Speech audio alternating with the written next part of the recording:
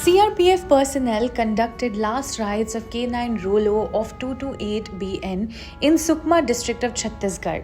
The 2-year-old Rolo was declared dead on 27th April 2025, with the cause of death being anaphylactic shock following 200 bee stings. Rolo and her handler were attacked by a swarm of honeybees while returning from duty during a special operation along the Chhattisgarh-Telangana border. For a fearless service, Rolo has been posthumously awarded a Commendation Medal by the CRPF Director General. Rolo is the only casualty of the operation conducted over span of 3 weeks. रोलो हमारी unit की एक जाबाज K9 थी, बहुत ही beautiful और playful थी। शुभम के साथ उसके बहुत अच्छी बॉन्डिंग थी, लेकिन उतने ही वो स्नीफर, आईडी और आईपी में एक्सपर्ट थी और शायद इसीलिए हमने उसको एफओबी में तैनात किया था। मुझे याद है जब हम पहली बार एफओबी के लिए धर्मावरम से निकले, रोलो सबसे आगे चल रही थी और उस समय भी उसने आईडी डिटेक्ट की थी और लगातार जो ऑपरेशंस हुए वहाँ पे एफओबी में वो सबसे आगे ही चलती रही। स्पेशल ऑपरेशन केजीएच में 22 तारीख को ये लोग गए थे।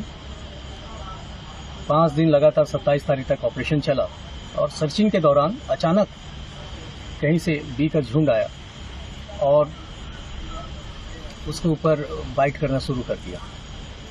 बहुत बचाने का प्रयास किया गया, लेकिन हम उसको बचा नहीं पाए। लेकिन उसका बलिदान स्मरणीय है हमारे लिए और शायद इसलिए महानिदेशक महोदय ने रोलो को DG-DISC और कमेंडेशन सर्टिफिकेट से नवाजा। अभी रिसेंटली हमारा डॉग K9 रोलो का एक्सीडेंटली डेथ हो गया। तो हम जब ट्रेनिंग में जाते हैं, डॉग ट्रेनिंग में बिल्कुल 30 दिन का बच्चा हमको इशू किया जाता है। वहाँ उसको बच्चे की तरह पालना, उसका देखभाल करना, साथ ही में ट्रेनिंग करना एक हैंडलर का जवाबदारी होता है। हैंडलर के और डॉग के बीच में जैसे बच्चा और एक पिताजी का रिलेशन होता है, ऐसे एक इमोशनल अटैचमेंट हो जाता है। तो 1 साल का उसका आईडी, आईपी और असल का ट्रेनिंग करके हम 228 बटालियन में आए। ट्रेनिंग के दौरान उसको K9 बेस्ट टीम से भी ऑनर किया गया।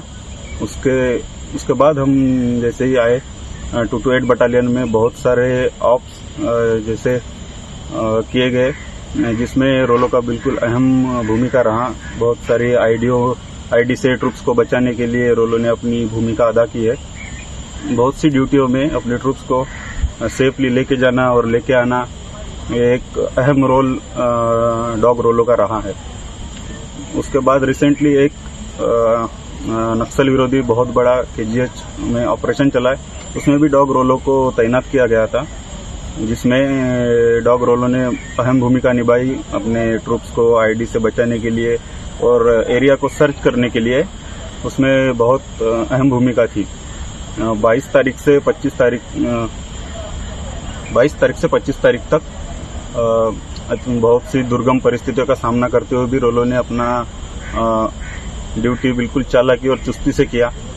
लेकिन सर्चिंग करते करते जहां एक जवान नहीं जा पाता, वहां पे K9 रोलो जाने की और सर्चिंग करने की कोशिश करते हुए अचानक से मधुमक्खी का उस पर अटैक हो गया। उसको बचाने की कोशिश में डॉग हैंडलर मैं भी बुरी तरह से घायल हो गया।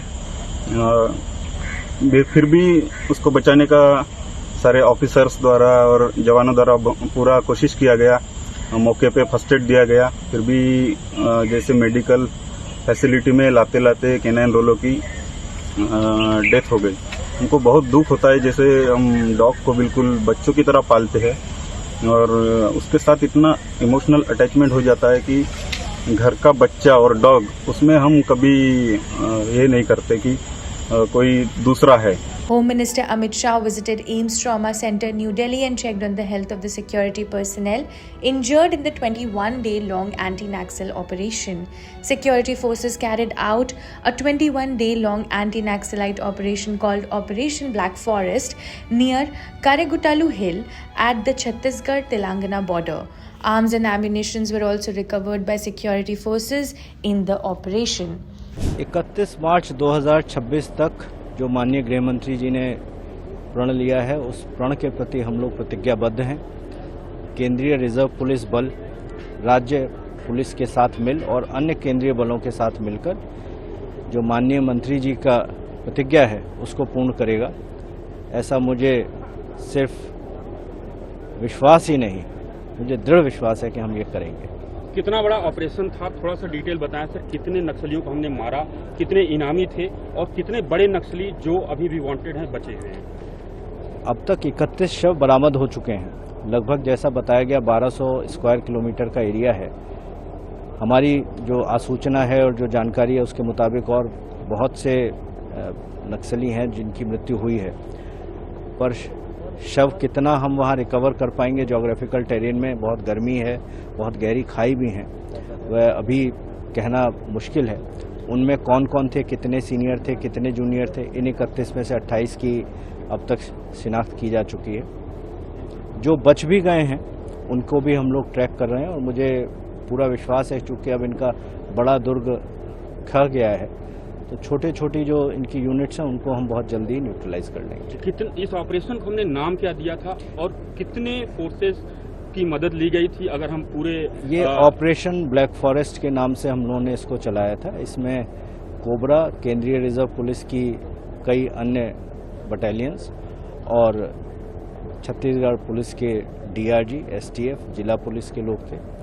पूरी संख्या कहना मेरे लिए उचित नहीं होगा, लेकिन कई हजार में थे, ऐसा मैं आपको निश्चित तौर पर कह सकता हूँ। इंजरीज कितने नक्सलियों को हमने अभी तक पहुंचा पाए हैं? और रिकवरीज की बात की जाए तो कितना अभी तक की रिकवरी हुई है? क्या ये इतिहास में पहली बार हुआ इतनी बड़ी रिकवरी? इतनी बड़ी रिकवरी पहले तो कभी किसी ऑपरेशन में नहीं हुई।